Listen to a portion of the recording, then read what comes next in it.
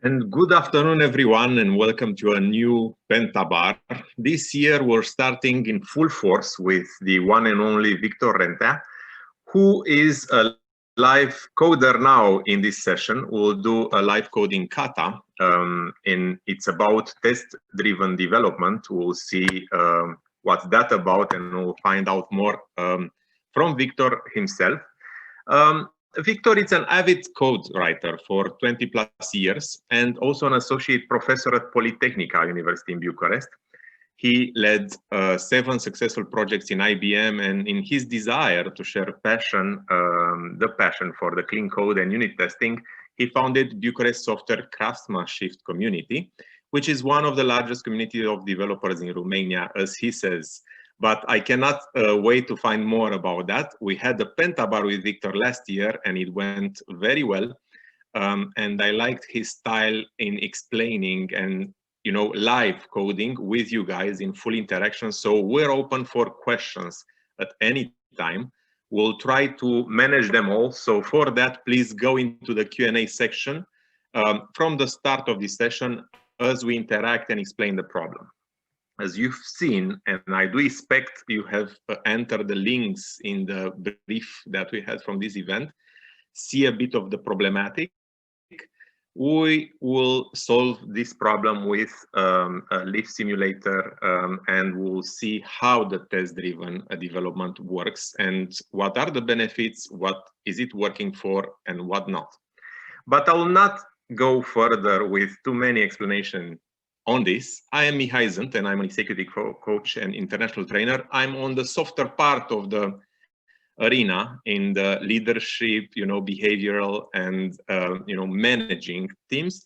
And I will challenge Victor on some of the ideas. And if I understand, because I'm a coder at the base, then everyone should also. Hello, Victor. How are you? Perfectly. Perfect. I'm just looking forward to do this. It's a difficult topic. Let's see how we can fit this in this time. I love your t-shirt. Yes, of course. Just my high school came back to me with the dark song, and first love is never forgotten. Yes. It's all about the coding. We are 150 now and raising, so we'll have a lot of interaction. I just repeat the rules. We will follow the chat, but in order not to miss any questions, and if you want to interact, please use the Q&A. It's in the bottom part of the Zoom Q&A section, and there we will be sure that we manage the questions and we take them in order. I hope everybody has the seats comfortably done and a desire to interact. And I will let Victor take over, and I will challenge you from time to time, and we'll manage this session together. Thanks a lot. So let me introduce me. Let me show my screen first of all. So yeah, I'm Victor. I have a community. I have a blog. I have a list of my best talks and some other goodies on my website. I do trainings for a living. I left IBM to do more trainings with more teams, and I do this every day. Hundreds of days, online webinar, Java world, but not only. What we'll see today is one part of the unit testing area. It's the test-driven development. Before we even start, quick intro. The point of the test-driven development is to write the test before you write the implementation, period. Why to do that? Because, yeah, let's see actually. Let's draw the conclusion at the end. Now, the purpose of today is to implement a simulator, the core logic that coordinates the movement of an elevator. Like you said, it was the elevator music we heard before the webinar started. So yeah, this is a lift. Now, a bit of context. The problem is very difficult. How I run into it, it's the lift kata. Okay. Emily Bach actually suggested that to me on Twitter. It's a very challenging kata. It's not a simple one, because you have to model somehow the behavior of this lift. And there are different approaches. Emily took one which is based on sampling. I will take one which is based on events. Now, if you had the chance to take a look at the code, you saw that I have to implement some methods in my lift controller. And I will implement these as we come up with test cases which force me to implement logic in there. That's kind of it. That's the plan. But I spent hours, many hours, to try to come up with this API. And that part of the exercise I will left out. We will start from this API. To support, I mean, the behavior of lifts is quite interesting. And because it's rather complex, I wrote a little swing application to allow us to simulate how a lift would behave. Now, the behavior of this simulator is exactly the same as the behavior of the elevator that I have in my flat, in my block. So, for example, if the lift is now on the ground floor, you can press up, and it will go up to take the person there.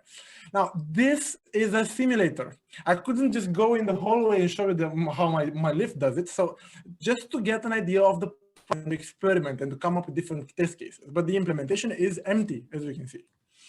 Nice. And then we'll get started. So we already have the first test, the test class written, and we will just start adding unit 4. And let's come up with the simplest possible test. That's always the case in TDD. You will always start with the most simple possible unit test. Now, let's see. So we have a lift controller here. And what could be the first test? Interesting. The methods that we need to actually don't care about the methods really. We just care about how we about the requirements. What could we ask the lift to do? Now, the current floor is now 0, but what if the lift is initially not at 0, not at the ground floor, perhaps at, I don't know, at the first floor. So let's assume that we write our first test, which is like displays initial floor. Now, to make it work, I need to really instantiate here the new lift controller. And let's assume that I would, let's from this lift, let's take it this path, get current floor, get current floor. Now, this current floor now returns 0. But the thing is, writing a test like that is not very smart because, yeah, it's already green, although we didn't implement anything there. So you see, because in Java, by default, when you specify int, 0 is kind of the default value, this test doesn't bring any value into the play. So let's actually twist a bit. And let's say that the lift doesn't start at ground floor. Instead, I will instantiate the lift and pass. Imagine the lift is now at first floor. I would need, you see, now the test is not passing because it doesn't compile really. So I need to add first the constructor, which is the initial floor. Let's name it. Good. And then we, the test is ready really. This I need to remove, yes. So the initial floor is 1. Then what would I expect to get back from this? I would expect to get the first floor. Good. Now if you run the test, let's see, initial floor. We have what we have.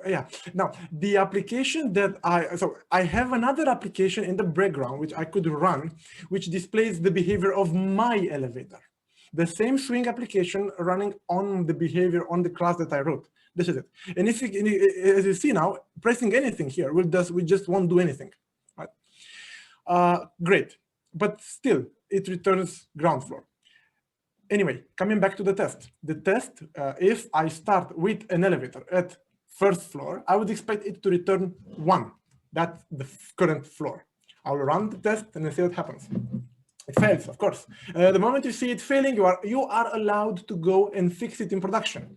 Let's put 1 here. And you say, okay, what are you doing? This is the most simple possible change I could do to make the test pass. Those of you who are already familiar with TDD already feel that I'm going the triangulation style of TDD. So it displays first floor if starting at 1. Let's put this name. Good. But what if I, so yes, you see, right? The implementation is not yet correct because I'm not always at first floor. I will duplicate the test and create another one. Displays ground floor if starts at 0. Yeah. And then I would ask this to return 0 in case I start at 0. Simple as that. Now, of course, I couldn't possibly return one still constant here. So I need to do stuff. Well, you get the point, right? The input is here, so then the output should be there. So I need to keep in mind this initial floor. Let me create a field for this parameter. I will be using a lot of shortcuts. All the shortcuts are displayed here in Windows and in Mac. Victor, we have a first question that I think it's about the context. And you get to choose if you responded or not. Yes, good, indeed. The TDD adepts say that TDD helps them to design interfaces. Very good. Now, if I would do that, I would spend just maybe 1 hour just to tune the interface, which is a bit, I mean, not so, maybe the discussion wouldn't be this focused. Indeed, you are right. TDD is meant to simplify your interfaces and to come up with the most simple interface at the end. But I would say that this would be the second goal of TDD. I mean, this is when you already applied TDD for a while and you go next level and you say, okay, I have a problem. I don't know the API for it, and let me design the API using TDD. In this exercise, however, because the space of possible solutions is so wide, this is one of the most complex TDD kata I know of, I chose to start from the written API. But I could have started from, actually, it's a good, I could actually say here void and basically delete everything. I could do that. But you know what I will lose by doing that? I won't be able to run the simulator. This simulator that I have, that I can, the simulator uses this API to come and display the behavior of my elevator as I implement it. If you would start from bare metal, from scratch, you wouldn't have that, and you have to somehow figure out what to. So, yeah, you got me on this. I took a shortcut, okay? I took a little shortcut to keep the discussion a bit more focused. Now, this initial floor, I will put it in a field, and I will have to return it back here. And by the way, the design that I have here will only take you halfway. It won't take you to the entire exercise, because at some point you need to change it. You'll see. We won't get there today, but we will be in another episode. Now, this initial floor, I don't plan to finish this all today. Initial floor is here, and then this should return. Both tests should pass. Nice. Let's see, what else could you expect? Well, let's look at the simulator and see what's the behavior. What if I call it to go up? If I call it from I just call it from a floor up on a higher level here. I would expect my elevator to turn and to display this little icon. You see, to tell that it's going up. It's actually this one. Get current direction. And you see, it's meant to display the direction as an optional. Why? Because sometimes the elevator doesn't display anything. And instead of returning a null, I chose, of course, to return an optional in Java. So let's try to sketch this this design, this idea. So it displays, it goes up when called from above. Let's see. So I will rely on this lift controller, but I will assume that I will start from the ground floor for simplicity. And let's build this. So I will have the list controller. Very good. Here. This is the controller, the list.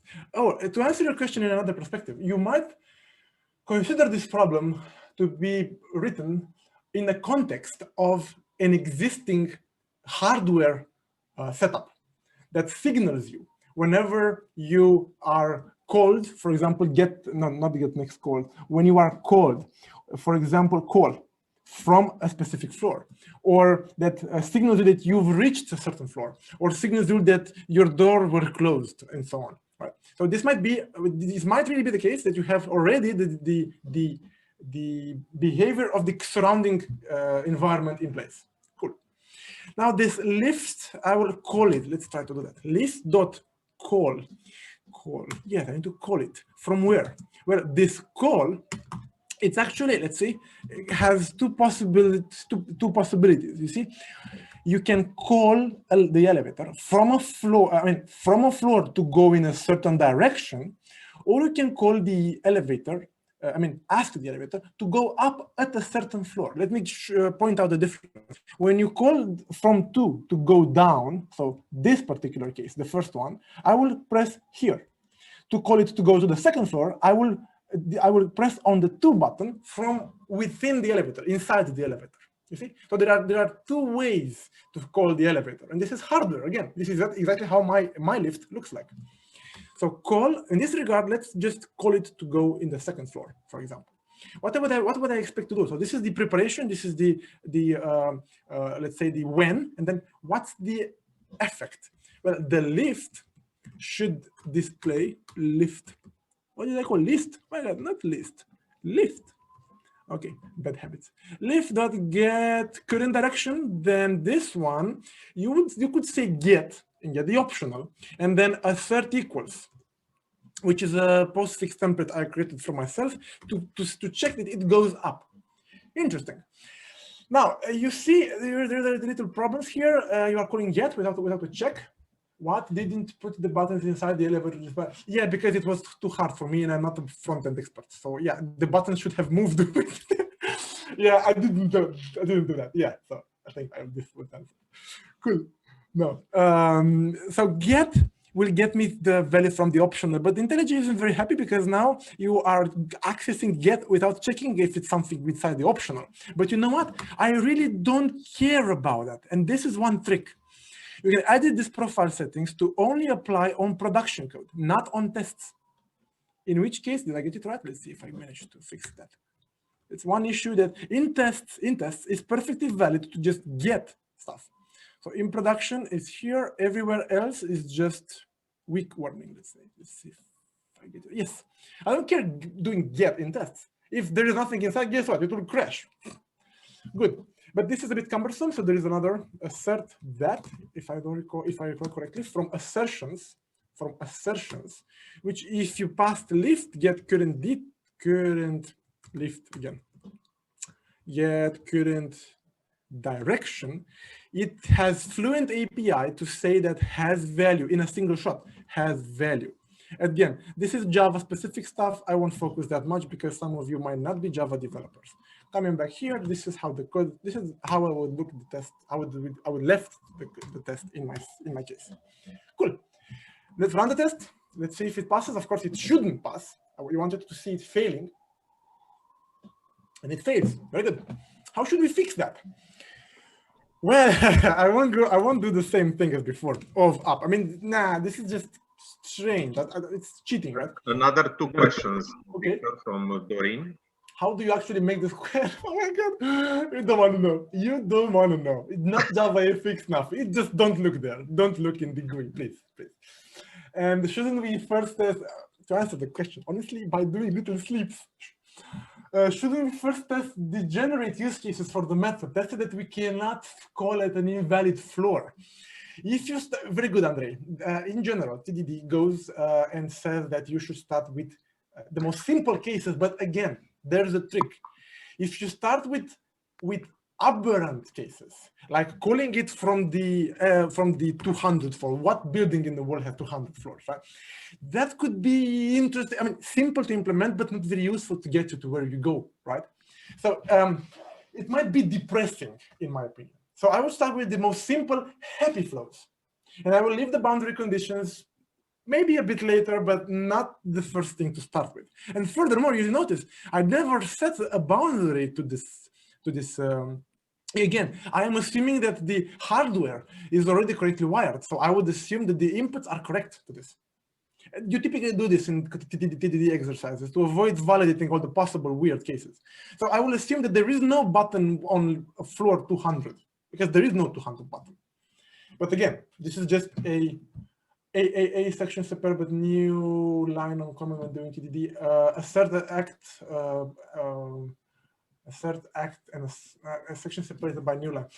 We could. It's just a matter of style. It kind of pays off in case you have a lot of stuff. In case you have a lot of stuff going on, yeah, it kind of works. But if there are 3 or 4 lines, you can get it right here. Right.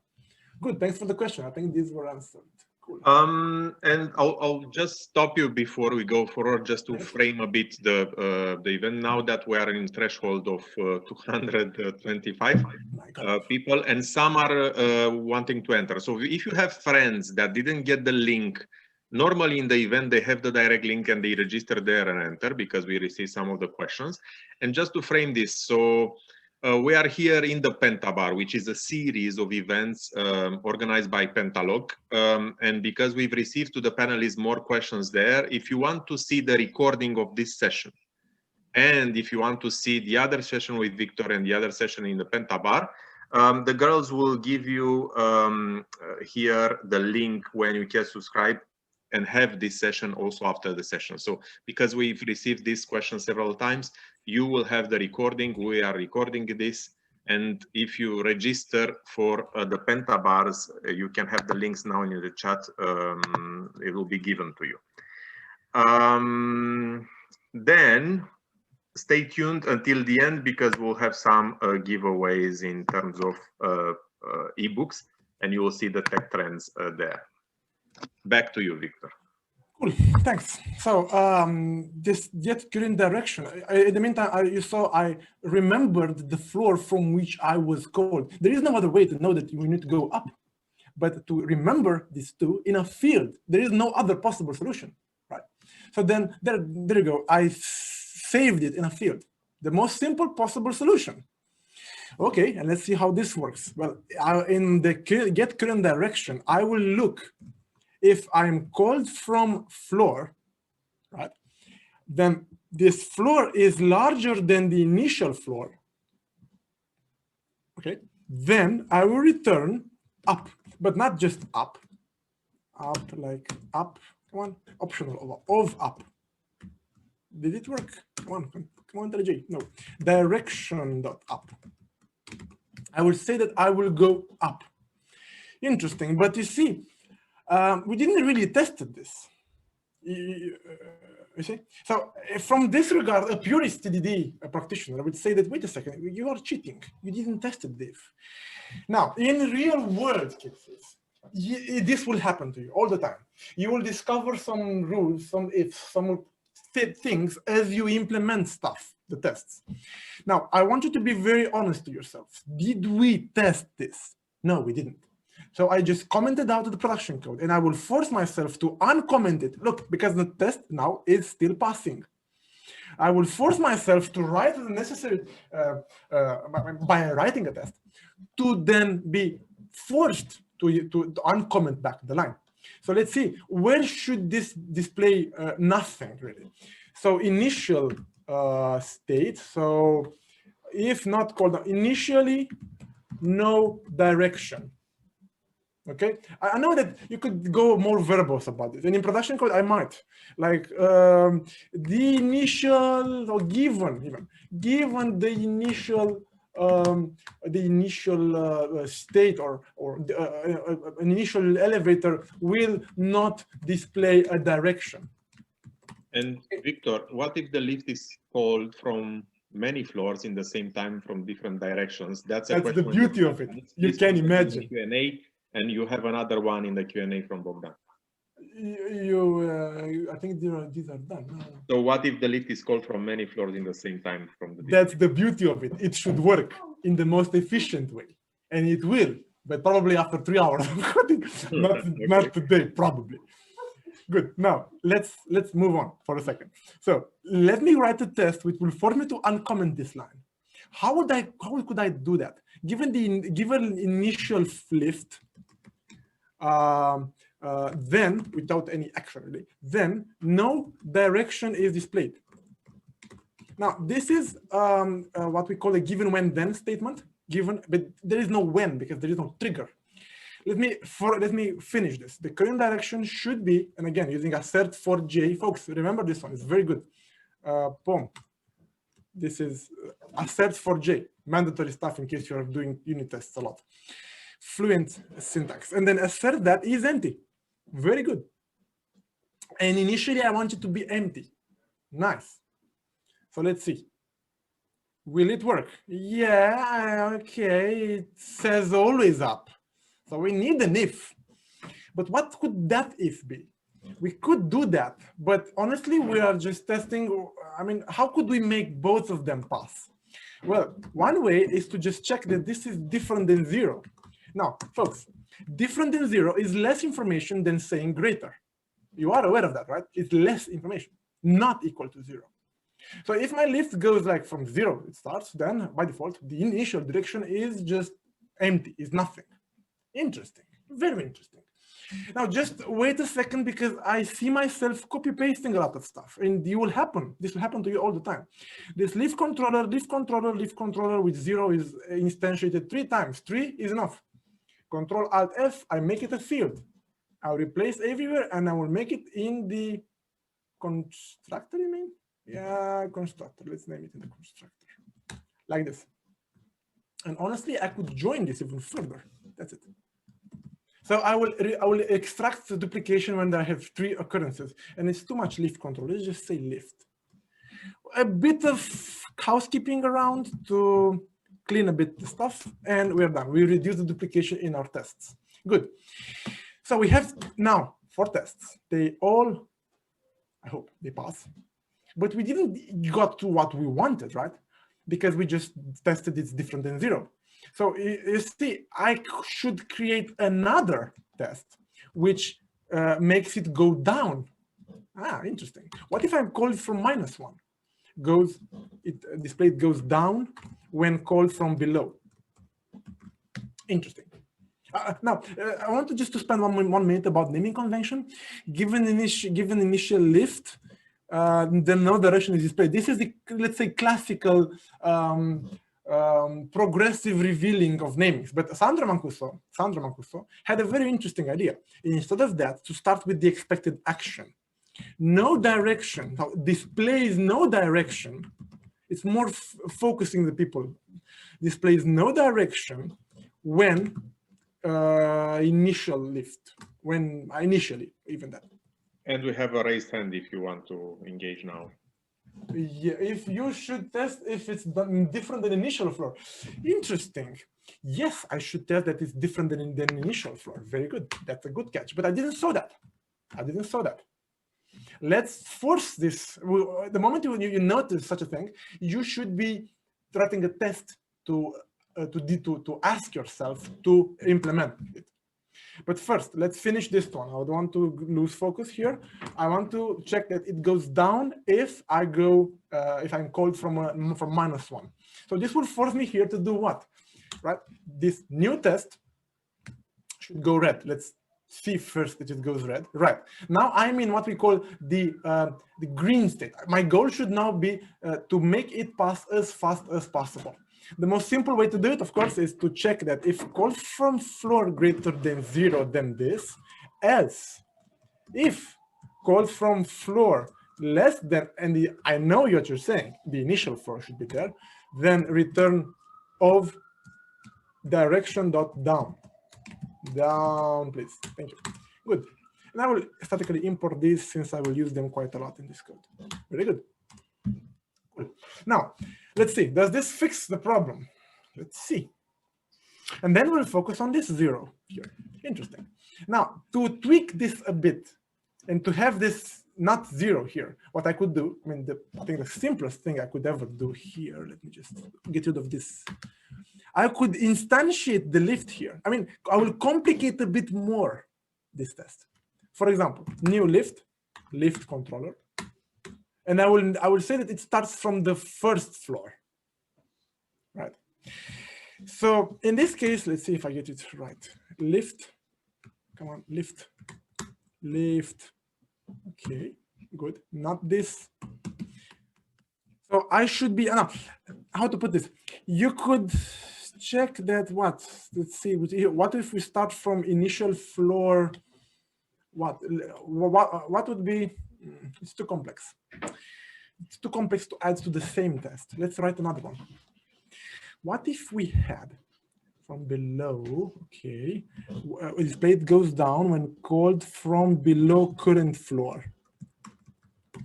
Now, to have this, we need to lift controller, lift equals new. And I will make this, I want to point out just to this one, okay? Just to this one.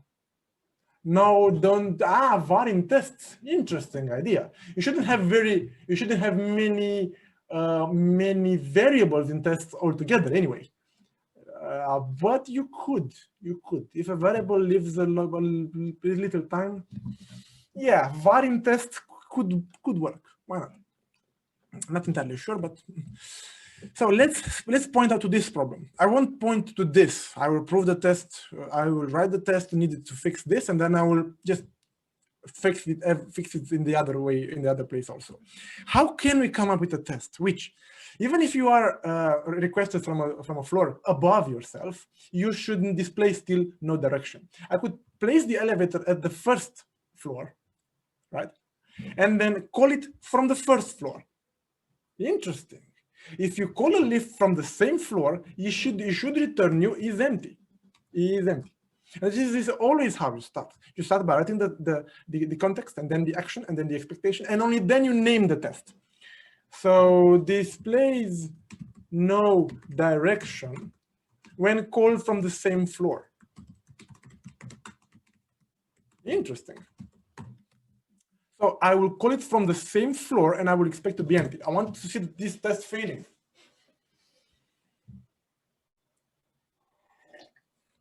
Nice, it fails because it returns up. So what I should do here is just put here the current floor.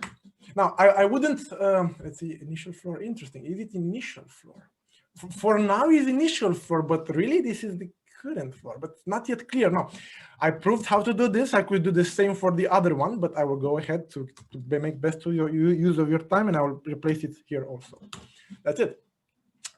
Interesting. Now, why did I choose this problem? Because controlling the lift movement, it's quite a critical piece of logic, right? It comes down to efficiency in terms of people time, in terms of power consumption, and it kind of deserves more attention. It's quite a complex problem, right? Call from above, call from below. Good. Let's see, what else could we test? So we just did that. If we are called from this, it will display down or up or nothing. Good. What should we do next? Any other idea? Let's see. Maybe to see that what call returns. Now, the question that is really the very tricky one is, how do you really control the movement of the lift? How does the controller really tells the lift engine what to do? And there's this catch. Every API, this API, when the controller is invoked, the call method, it is expected to return back an engine command, telling the engine telling the lift what should it do. Should it go up one floor, down one floor, or open the doors? Now, to come up with these three actions, it took me several hours of brainstorming. How the heck did I? What are the smallest possible API to fix that? And as you asked at the beginning, that's quite a good question, but out of scope for today. I want you to get the taste of TDD and start doing this, not go into the more fine-grained stuff for now. So lift engine command, right? Now, one valid test, and I will write it separately, is that requests to go up, I will use the Sandro Mancuso naming conventions, requests to go up when called from above. Okay, now how could you, I mean, what do I really expect? I expect that when I call it, it returns me here a command, which is actually asserts that this command is what? Well, if I call it from the first floor and I am now on the ground floor, but if I am on the ground floor, I'm in the default lift, and I will use the field that I've defined. Right? Constantly removing extra clutter from your code. Then I will expect this is what? This is going up is, has value, what's the API? Has value, yes, up. I'll expect that it will tell my engine to go up, but this is a different up. Go up, and actually let's import that. Phew, it has a different name. Run the test, I want to see it failing, and then come back. What if lift controller is created with a negative floor? Interesting. Now, coming back to my setup, if I would have a -1, like basement or I don't know, parking lot, let's say, then I would expect that I have the necessary wiring, and I would expect that my system is behaving properly. So again, for this problem, I will not validate inputs. But it's trivial to do, right? I mean, what? To verify that a certain exception is being thrown, it's easy to do. It's not a big of a fuss. If in your requirements you are supposed to validate those requests, then go ahead and do it. But otherwise, for this exercise, it's more interesting to focus on the hardcore logic. For requests to go up, and of course it doesn't yet do that. Interesting. So what I should do here is kind of the same thing. So if I am called from a copy paste, my God, what did you do? You copy pasted code. Shame on you, return of, but I am allowed to do that. More and more, I will tell you that more things about TDD. TDD, when fixing a test, you are supposed to take the shortest path to get it right. Shortest path to make it pass. Don't think of design. Ken Beck, the inventor of TDD, actually said that we wanted developers to take shortcuts consciously when they fix tests, in order for them to be ashamed of the code that they wrote, in order for them to be sorry and then repent by cleaning up. In this regard, in this particular example, I don't really have much to clean up. I mean, that's really the case. But you could, in other places, be more... okay, so the lift control with negative floor, I think I'm done with it. I don't be testing the implementation details. Lift engine command, well, that's the API, really. I'm supposed to implement just the microchip, the CPU of the lift. And the engine is something outside of my logic. It's a real-world device which receives these commands. So no, I'm not testing implementation details. No. Besides the questions, we have also a debate on the chat, and I wonder if it's the same. So what do you think about specifying the test scenarios using a BDD tool? Perfect. Where you specify many inputs, outputs, and some others are following the answer one. Good. I don't, for some reason, I can't see. Oh, yeah, now I see it. BDD is the next level. The thing of BDD. Okay, how to put this? Let me just. The thing with BDD is that you can go with that feature file to your business and force them into validating those features. That's the catch. If you don't do that, don't use feature files. Again, I repeat, do not use feature files unless business validates this. Do not use feature files just for fun. Do not do that. But these are super valid in case the business can say, okay, that's exactly what I meant. And this is a real world example of a feature file. This was a search form. And we went on and we verified every freaking single line. And together with the business in a meeting of 2 hours, we ran through all the cases of possible searches. So that's a good application of BDD, not everywhere. Or in case you are building some very critical, like commerce banks, millions of dollars per second kind of stuff. Yeah, then also is clearly, and I would go further than BDD. I will go to fitness. I will go to spec, to executable specification. That's more to, I mean, that's the advanced part. But first, focus, and I want to get you to get the taste of TDDing. So a lot of tests already, 100% coverage. If in case you don't trust me, let's see. This is my friend. What? In this class, the leaf controller, not all of them because I don't code all the methods, but the methods that I tested are green, entirely 100% green. I didn't went through these, of course. So this is what you get along the way. Plus a progressive understanding of the stuff. Okay, and to make to add the symmetric test. Wait, one more question. If you would have a factory for lift, would you trust or use it in your tests, or should you only trust test-specific code? If you would have a factory for lifts, can you rephrase it maybe? Ask again. It's not clear what you mean. Quick, just duplicate this and go down. In case I'm calling it from -1, of course, from below. Good questions, by the way, folks. Thanks a lot. Below. Request to go down. Some people are now thinking, my God, he's going very slow. I mean, My God, he's writing, I mean, so much tests to write. Yuck. Trust me, on the medium term, you'll actually gain time. But let's leave this for the final debate. But first, let me come back to just running the tests. Please, just the test. Okay, good. Request to go down, and of course, I need to copy paste the second thing. Interesting, copy paste again. Else if, and then go down. Now let's see how this really behaves. That's quite interesting, and that's what I can do with having the GUI already written. I run my own lift and see how it moves. So it's on the ground, great. Then let's call it from up. Ha! Wait. Yeah, it did everything. Now you see, you wonder why does it move up? Because the lift engine is really doing everything. I mean, the framework, when you request it to go up, it will go up one floor. See? But for some reason, this is not correctly displayed. What's wrong? What's wrong with that? We will go there. So that's another problem here. As it goes up, it doesn't trace the floor that you are at. Interesting. Very interesting. So that's one to try to solve. Because you see, look, I'm calling it from here. Does it work? It doesn't. Wait a second. I'm calling it from 0, and it believes it's still on the ground floor. Ouch! My lift thinks it's on the ground floor, but it's not.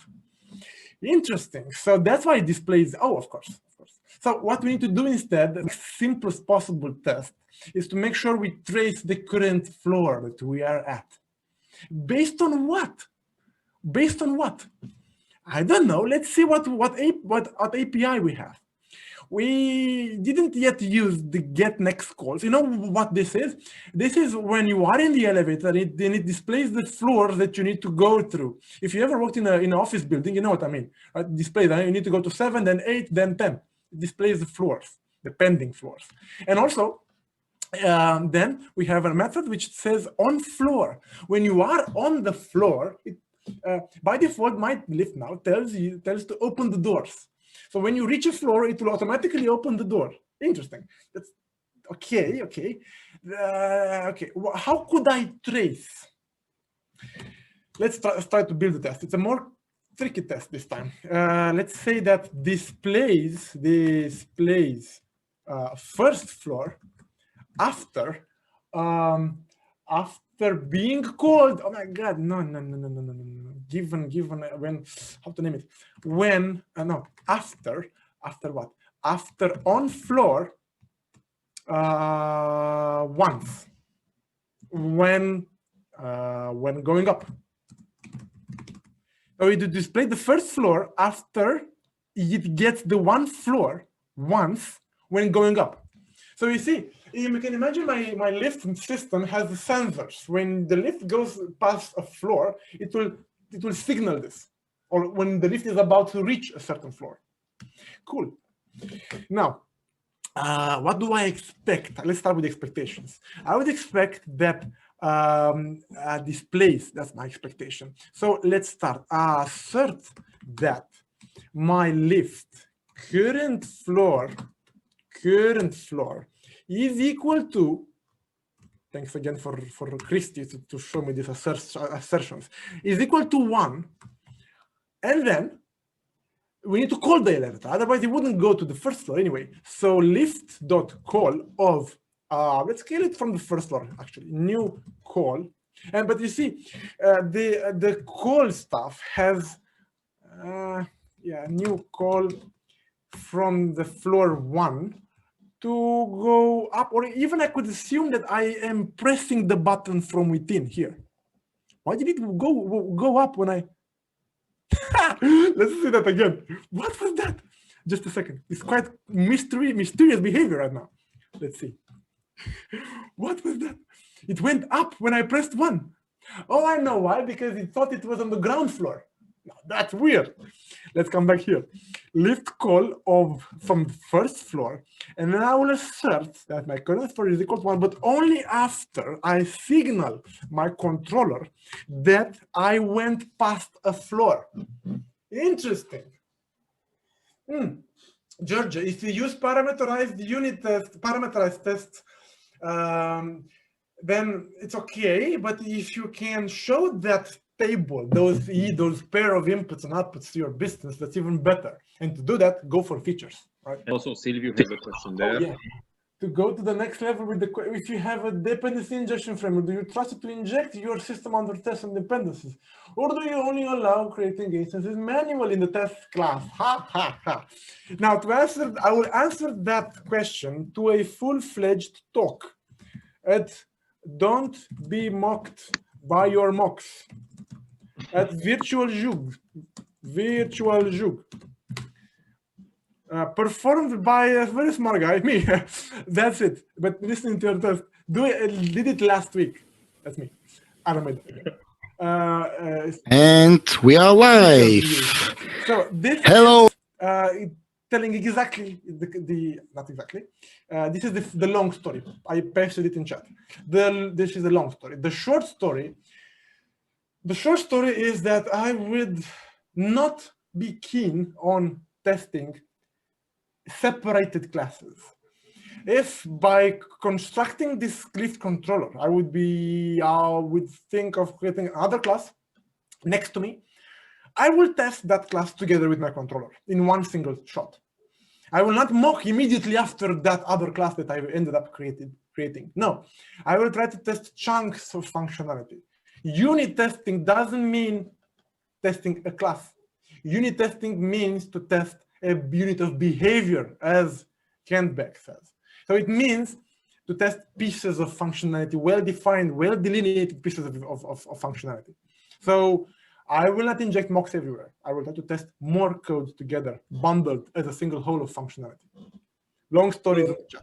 Victor, we're less than 15 minutes to go. Thank you for letting me know. Just as a quick reminder. Yes, and besides that, since I've promised the ebook, I think the team will put it now.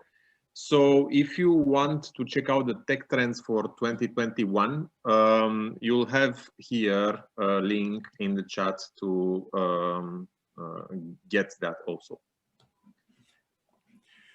Cool. Now, the test fails, so good, it fails, great. Now, I should do stuff about it.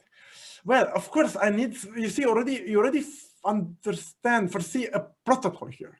When I am passing a floor, I need to do stuff.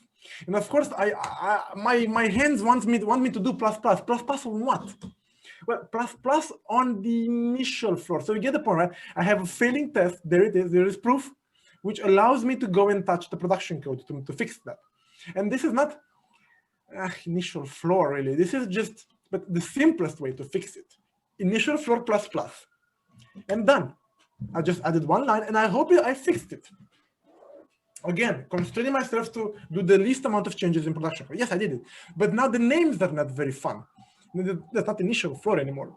That's the current floor. Nice. Should I replace the parameter to the constructor with current floor? No, my friend, this is the initial floor. So in this case, I will not check that field. Good. Let's see how this behaves when I run the application. Where is my application? My application, please run. Stop. I mean the UI. It's quite fun. You can see stuff happening right in front of you. So will it change P to something else? Yes, one. Yes, it works. Very good. So we can move we keep track of the floor that we are at. Interesting. Okay, let me maybe just 2 more minutes to code, maybe one last test, and afterwards some conclusions, some lessons learned. What other tests could I write? Well, why doesn't it, I call it from 3, why doesn't it go up? Because it thinks it's a 3 level. Why? Again, it's not clear for me. I want to be able to formulate a test based on that. Maybe a last test. So let's go to the first floor. It's first floor. Good. And then I will call it again. Does it go to the second floor? Yes, it goes. Then let's call it from the first floor. Hey. Oh my God, what am I doing? Plus. Oops. Plus. Ouch. That's bad. We need to do minus sometimes. So not only we need to keep track of the current floor, but we need to, So how can we isolate a test to check that? Well, I could go down, of course. So let's imagine that I am called from -1. Okay, displays -1, strange, -1 floor after one floor when going, of course, down. So I need to code from -1, and then I would expect it to be -1. Run the test fails, and no, Peter, don't make a UI to simulate the problem. No, of course not. But it was so hard to expect that all of you are perfectly visual on what the elevator move looks like. I mean, I wanted to have the same picture of how an elevator should behave. So no, we shouldn't. But you are allowed to do little prototypes. That's quite a good idea. In case you face complex problems, I would implement a spike or like a little proof of concept into the business to gather more inputs, to build a better picture myself and from the requirements and from a technical point of view. So yeah, don't do this every time, of course. Shouldn't we model the time passing somehow in the system? For example, after calling at a certain floor, check that after 1 unit of time passes, the lift went up and down. That's the solution that Emily took, the direction that Emily took. But you see, there is a trick here. Especially when you imagine 2 elevators. Oh, scheiße. Can you imagine 2 elevators moving simultaneously up and down? And you clicking these buttons not at a specific moment in time, but in a random time. I mean, in a contiguous time. I wouldn't like to restrict my behavior to just discrete time. I would like to assume that in a tick of 1 second, something happened. I tried that first, and the API was strange and unintuitive. With event-based, you can safely do it control the time from outside. And it's actually a good idea to control time from outside of your tested code and just rely on events. Now, how can you tweak this? You can actually go and twist this code into reactive programming, if you like, if you think of it a bit, right? Amazing stuff. You can have multiple elevators going up and down, but that's for a later session. For now, I want to make sure that I don't leave the tests broken. And let me just run again and see how it feels. So we have some questions, if you want to address them. Yes, in a moment.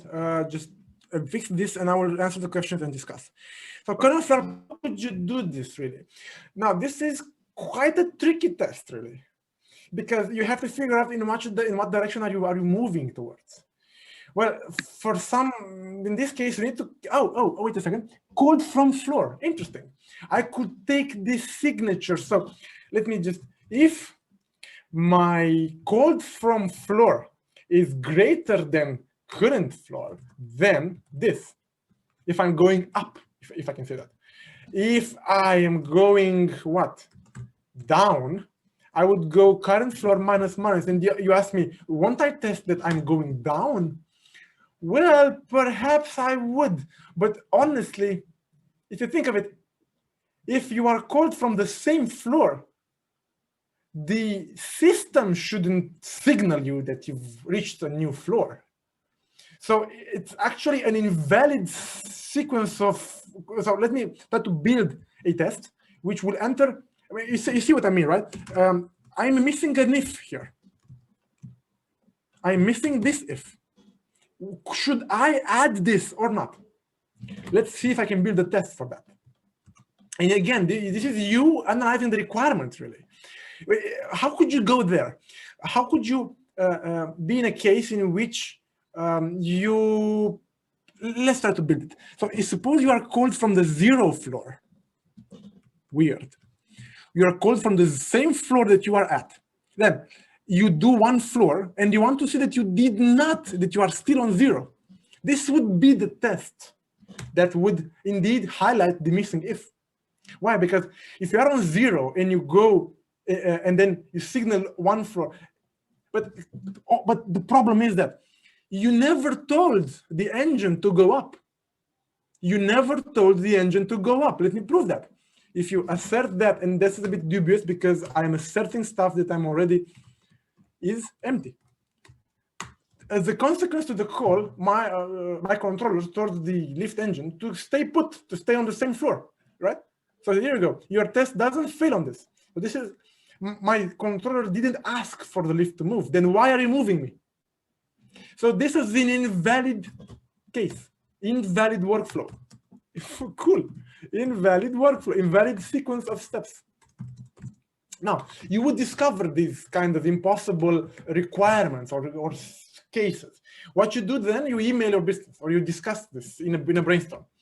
The point is that this final test proved that TDD helps you identify weird cases in the requirements. By going small steps, by taking each individual instruction one by one, you can analyze better. You are forced to analyze better. Common asked, as an exercise, let's resume this code and test end up in a production environment, in an actual lift in a building. From a flow perspective, how will the actual people who will test it on premises can benefit from the unit tests? And more, this should be extended based on the real life. I mean, you want to what? You want to, how should the actual people who will test it on premises can benefit? I mean, the tests, the engineers which will deploy, which will install the lift, will they be able to read this? No. But you are going in the same direction as, I don't know who asked, behavior-driven design. If after I finish this, and I plan on doing at least 2 more sessions on this exercise, after I finish this everything, and the tests are perfect, I will extract this in a feature. And then put the feature in front of the humans and say, read it. You can. It's human readable text. But I will in my comfort zone, in my simple tests, programmatic coding, and so on. So yeah, very good question. The idea would be, come on, that indeed this test should result in a specification, right? That's what you're heading. That's what you want. And I will fortunately do that, I hope. It is an invalid flow now, but should a test not make sure that any feature changes? Getting code more than one often cannot break the system. It depends. It depends. In real cases, I will indeed make sure, I mean, take extra cautious that I would validate also invalid inputs. But for simplicity of this exercise, I will assume the inputs are correct. Impossible inputs. Assumed. Assumed. Good. Now, let's draw the conclusions. 2 more minutes. Where are the conclusions? Conclusions come to me. Yes. Before doing that, Victor, my colleagues will put also the feedback form to have it there. Please complete it. It will help us a lot to just improve this kind of series of the PentaBARs and know what you give you further. So if you have any suggestions, please write them there. Let's have a wrap up. What do we take out of this? Exactly. It's a very important, I mean, it's been just 1 hour. It will take you the first shot probably 4 hours, so do it in chunks and so on. The code that I've just done, I will commit end of day 1 of episode 1. And I plan to continue this, right? Now, let's do the conclusions. My point here is that you could continue this from where I left right now. If you don't have very urgent stuff, try to write 3 more tests to see how it feels, and run the application. There is a recording, so we can run the swing app. Now, Uncle Bob defined 3 rules for TDD. We write production code only to fix a failing test. We did that. We would never went to production and say, oh, I would like to change that. No, we analyzed the problem using the simulator, okay. Then I identified the test, I wrote the test, and only then I was allowed to go to production code and change stuff, okay. Yes, I will share the presentation on my social media afterwards. So we often foresee the implementation. It's so easy to get back. Let me just implement that. No, in TDD we don't do that. Then we write 1 test for a feature not yet implemented. But you see, you start by that. Mihai, I would think I'll be 3 minutes extra. Sorry for no worries. I would suggest that you start writing 1 test at a time. Every time, 1 next test, like I did. Now, if you are more experienced in TDD, I would say to you that you could write more tests. And we actually did that many times. By looking at the spec, as we read the spec, we were so in the habit of TDD that we were writing the unit test names, these, in an empty test class. Just these. What are the cases that you want to cover? And you identify them and you think in terms of TDD, not necessarily implementing them as you read the spec, but if you practice TDD a while, you will think in terms of precise test cases. And that's a side effect. That's a side benefit of TDD. Great. Now, when you write this test, you want to see it failing with grace. Good. Now, you didn't just write just enough production code to pass the test, right? Nothing extra. The fewest keystrokes to make it pass. And I copy-pasted code. I did stuff. I forgot to put ifs. I did the shortest amount. I've spent the least amount of time while wondering how to implement. Great. And now, the last slide. The red-green refactor mantra. You've all probably heard of that. At least if you've heard of CDD, you've heard of red-green refactor. Now, you start by writing a test which is supposed to fail. And this is already mind-blowing for some of you. What? Test for what? There is nothing written. Exactly. You write the test for something that is not yet implemented. Then you run the tests. If they fail, and they should fail, and mind that they fail, do not ever go and fix the test before you see the test failing. Approximately at minute 20, I had a test which passed because it was incorrect test. I didn't point that to you right there, but I wrote a test. If you look at the recording, you will see that I ran the test once, and a new test failed. Passed, although I didn't implement it yet. Why was that? Because I had a bug. By copy-pasting the test from, I think it was quite this one. I started by copy-pasting this. I said, wait a second, I want to call it from below -1. And I forgot to change this. And the test was passing. If you look at the recording, it was there. So mind that the tests always fail. Okay, this is what's called as to test the test. The test should fail if production code is not there. Then you write the simplest amount, the shortest code to make it pass. The littlest imaginable. I mean, you are allowed to do shit, right? Ken Beck explicitly says that. We want developers to do shit, not shit. You want developers to make a mess, to take the shortcuts, to be the duct tape programmer, to be the hacker. Write the least amount of code as possible.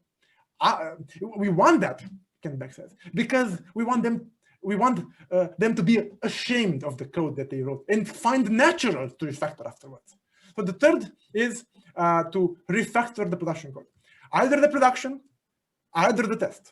Compulsively running the tests to make sure we didn't break anything. Nice. And this is where you put forward the clean code book. This is where you reduce the duplication. This is where you make your code expressive. Nice. Mind that you don't add more features here. Then you come and take the next feature that is not yet implemented. And as you asked me, I wouldn't start with the failures. I would start with the happy flows, okay? With the successful cases, and the simplest ones of these. Now, if you write a test and that test directly passes, then you have two options: you are stupid or you are smart. You are stupid in case you wrote an incorrect test, or you are somehow, how to put this? You are overlapping your test with something which was already tested. You either have a bug in the test or you are testing something which was already tested. You should not see green for a new test. But you are smart. Even if you see green, you leave it as a specification to prove that you can call the elevator from I don't know what. So some redundancy in tests is not bad if it's left for documentation purposes. Then the failure should be with grace. And again, make it pass. But if it takes you more than several minutes to make it pass, like 10 minutes, maybe 15 minutes, then you should come back and go back in the flow. Go back in the flow and search for a simpler case. It didn't happen to us today, but we should search for a simpler case to start with, and then come again, right? So if you introduce bugs while fixing your test, or you get stuck, now that's advanced DD. You should be always ready to cancel your test, comment the test, come back and take a simpler test than you took. Great. And again, like another warning, when you refactor code, do not add new logic. And here's a trick for you. The coverage percentage should not decrease. Nice one. The coverage percentage should not decrease. Oh, and what was one of the first questions? Where is the design in this scenario? Well, the design is when you are struggling to write the tests. That's when you do design. That's where you establish APIs. And this API that we saw today, I did design this API the controller interface. I did design using TDD, but it took me beforehand.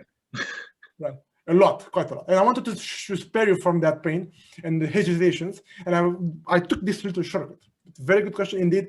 You are supposed to do design and you are supposed to end up with the most simple possible, freaking simple possible design. And that's about it. There is more to discuss about TDD, but it's for the first session, I think it's enough. And thank you, Victor, for this sprint presentation and this great sum up. And for all of you who resisted until the end, that's quite a test for you guys. Just for me to mention, don't forget about the feedback form. We want to make this better. And what you need to know is that we're taking the PentaBARs internationally. So Victor, thank you for being again besides Pentalog and in a PentaBAR. I'm sure you'll be requested again at some time. Next week on the 27th, we'll be in Mexico. I mean, every one of the PentaBARs will be in English from now on, but we'll take different continents under the, Pentalog radar. So make sure you subscribe there and you stay in tuned. We'll have from the coding live kata type of PentaBAR to the softer growth mindset coaching part of managing teams. And we'll do it for you. And we hope to stay in touch in this. It's the CSR movement, if you want, of Pentalog, of giving back and seeing a bit of the culture with internal and external speakers and trainers as Victor is. Thank you again, Victor. Hope to have you again. Stay in touch with us and Victor, and thank you for participating so lively. Thanks. Have a nice day. Bye. Bye, bye, bye.